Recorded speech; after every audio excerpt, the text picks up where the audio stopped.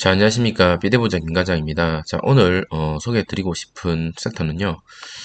K푸드입니다. 여러분 요새 손흥민 경기 혹시 보시는 분들 아실 거라고 생각이 드는데, 과거에는 해외에 나가면 우리나라 제품, 음식, 사람, 뭐 그런 기업들에 대해서 사람들이 알고 있는 것에 신기해하고 Do you know라는 어떤 그런 우스꽝스러운 단어를 많이 쓴다, 영어를 많이 쓴다라는 그런 어떤 유행도 탔었습니다. 그런데 지금은 그게 우스꽝스러운 게 아니죠. 손흥민 같은 경우는 지금 거의 프리미어 리거에서 득점왕을 차지하기 위해서 거의 부단히 노력 중이고, 그리고 방탄소년단이라든지 뭐 블랙핑크도 마찬가지, 그리고 K-드라마 이런 것들이 지금 전 세계적으로 흥행을 하고 있는데, 과거의 K 한류 열풍이 일시적이었다면, 그리고 비주류에 속했다면, 지금은 그 비주류와 주류 사이에 있는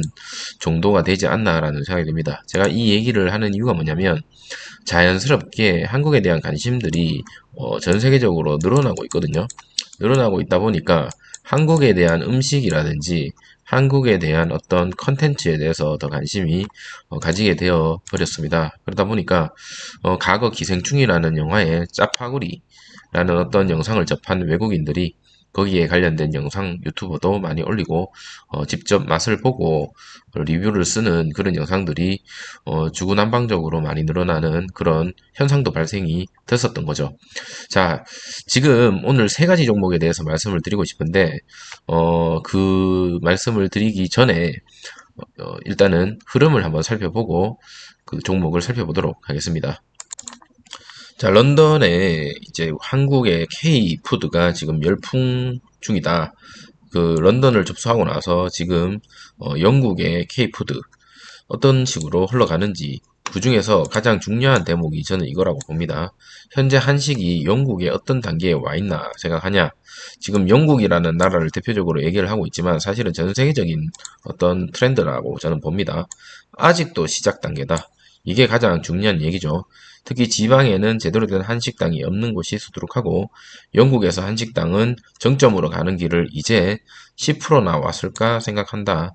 기생충, 오징어 게임, BTS, K문화 열풍이 한식의 인기를 촉발한 이유도 있지만, 이제는 그 선을 넘어서서 정말 한식 자체가 그동안 영국인의 외식 입맛을 책임지던 인도, 중국 요리를 넘어설 수 있다는 확신이 든다라는 현지 요리사의 인터뷰 중에 하나를 발췌해가 왔는데, 이 주식도 마찬가지죠. 주식이라는 게 선점을 해버리고 정점을 찍어버리면 그때는 이제 떨어지는 일만 남았는데, 이 전 세계적으로 점유율을 높일 어떤 잠재력이 많이 남아있는 K푸드, 이런 것들에 대한 어떤 관심이 필요한 시점이지 않을까라는 생각이 듭니다.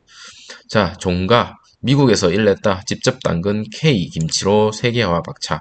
자, 종가. 국내 최초, 식품업체 최초로 미국 현지 대규모 김치 생산 공장을 하고 있고, 미국 시장 정조준, K푸드. 이거는 대상이라는 종목이거든요. 대상이라는 종목인데, 김치로 전 세계적으로 점유율을 높이겠다. 김치에 대한 관심도도 물론 계속적으로 늘어나고 있고요.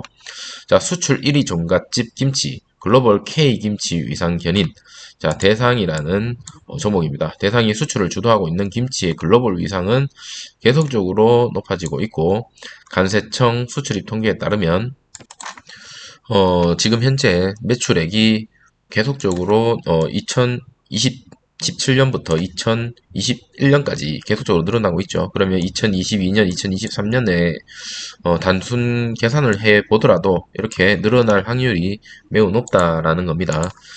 자, 2021년에는 지금 사상 최고치의 어떤 실적을 달성을 했고, 대상은 국내 총 김치 수출액의 40% 이상을 차지하고 있는 게 현재 대상이라는 종목입니다.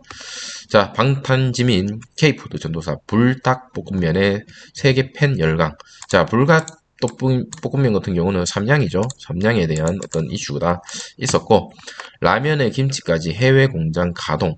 K푸드 잘 나가자 자신감 폭발이라는 뉴스 기사 떴죠. K 콘텐츠 관심의 K푸드도 인기가 많고, 식품 기업을 해외 생산기지의 가동을 잇따라 하고 있고, 농심이라는 기업이 제2공장을 가동, 그리고 대상 김치 공장 생산 시작, 자, 풀무원 세계 최대 두부 공장 가동, 자, CJ 제일제당 베트남에서 수출 전초 기지 문 열었다. 라는 기사가 계속적으로 뜨고 있고, 이 모든 것들이 한국의 K푸드와 관련이 있는 종목이다 라고 말씀을 드리고 싶고, K푸드 기업들이 잇따라 해외 생산 기지 가동에 나섰고, 미국에서는 일본 기업이 선두 차지하고 있는 라면은 보통 일본 라면이 인기가 많았죠. 근데 지금 한국의 인스턴트, 특히 농심, 삼양 이런 쪽에 인기가 계속적으로 높아지고 있고, 특히 김치에 대한 관심도와 인기가 계속적으로 늘어나고 있는 상황입니다. 농심은 제2공장 가동으로 북미에 이어 중남미 시장 진출에 힘을 더하고 있고, 자, 이를 통해서 매년 20%대 고성장을 달성하겠다라고 했죠. 2025년까지 미주법인 매출을 현재의 2배인 8억 달러 목표를 제시했고, 이 자신감은 북미 시장에서 꾸준한 호실적을 바탕으로 한 자신감이다. 자, 지난해 캐나다를 포함한 북미 시장 매출은 18% 늘어났죠. 3억 9,500만 달러. 사상 최대치를 경신을 했습니다. 자, 농심 관계자가 뭐라고 얘기했냐면요. 앞으로 매년 20대의 성장률을 달성해 2025년 미주법인에서 8억 달러의 매출을 이루는 것이 목표, 해마다 두 자릿수로 성장을 이뤄서 회사 전체 매출의 해외 비중을 50%까지 끌어올리겠다라고 얘기를 하고 있죠. 자, 현재 코로나로 중국이 전면 봉쇄에 들어갔습니다. 자, 코로나 막다가 죽겠다. 봉쇄, 중국. 상하이 봉쇄에 들어갔죠. 식료품, 사재기 열풍. 자, 상하이 봉쇄로 우리가 어떤 일이 있거나 전쟁이 있거나 어떤 일이 있을 때 우리가 제일 먼저 필요한 게 식량입니다. 식량. 자, 식량에 대한 어떤 전 세계적인 이슈가 있을 때마다 이런 농심이라든지 어떤 K푸드도 동시에 어떤 효과를 받을 수밖에 없는 거죠. 전 지역에서 식료품 싸제기 열풍, 그리고 지금 이러한 현상으로 인해서 좋은 점만 있는 건 아니죠. 어떤 일이 있느냐? 상하이 무기한 전면 봉쇄로 농심, 오리온, 아모레 이런 종목들이 공장을 중단하는 사례가 발생됐죠. 그러다 보면 단기적으로는 주가가 또 빠질 수도 있다. 그러면 이 빠지는 주가를 우리가 모아갈 수 있는 찬스지 않나라는 생각이 듭니다. 자, 당분간 큰 문제는 없지만 장기화 대비해야 된다. 자, 신종 코로나 바이러스 확산으로 중국 상하이가 사실상 무기한 전면 봉쇄. 자, 언제까지 될지는 모르겠지만 문제는 뭐냐면 현재 진출한 한국 기업의 공장 가동도 같이 중단이 돼 버리다 보니까 전 세계적으로 중국이 문을 닫으면 여러 나라에서 피해를 볼 수밖에 없는 그런 상황이 온다라는 거죠. 자, 차트로 다시 돌아와서 첫 번째 보여드리고 싶은 종목은 농심입니다. 자, 농심. 농심은 다들 알고 계시고 있고, 차트도 현재 21선과 241선을 뚫고 어느 정도 올라와 있는 안정적인 차트의 모습을 보여주고 있죠. 그리고 대상, 아까 뉴스에 나왔던 대상이라는 종목, 현재 차트는 21선을 돌파하고 241선을 기다리고 있는 그런 모습 보여주고 있고, 풀무원. 자, 풀무원 같은 경우는 어제 241선을 돌파를 했죠. 현재 전부 차트상으로 안정적인 모습을 보여주고 있고, 언제 폭등을 해도 이상하지 않는 그런 차트다라는 생각이 듭니다. 자, 대표적으로 농심에 대한 재무제표를 간단하게 한번 살펴보고 나머지 종목들은 여러분이 관심이 있다면 한번 찾아보시면 좋을 것 같고요. 농심 기업 분석을 잠깐 보도록 하겠습니다. 자, 농심 같은 경우는 컨센이 목표가 41만원으로 잡혀 있습니다. 그리고 연매출이 계속적으로 늘어날 것으로 예상이 되고, 전 세계적인 어떤 리스크에서 조금 자유로운, 쉽게 얘기해서 해지 상품이 될 수도 있는 그런 종목이지 않을까라는 생각이 듭니다. 자, 매출을 한번 살펴보면 매출액 같은 경우는 계속적으로 늘어나고 있죠. 그리고 2024년까지도 계속 매출이 늘어날 것으로 예상이 되고, 영업이익 마찬가지로 어느 정도 좋은 모습을 보여줄 것으로 예상이 됩니다. 그리고 유보율 같은 경우 회사에 대한 자본금이 막대하게 많이 실려 있다. 부채 또한 거의 없는 거나 마찬가지다 라고 보면 될 것 같습니다.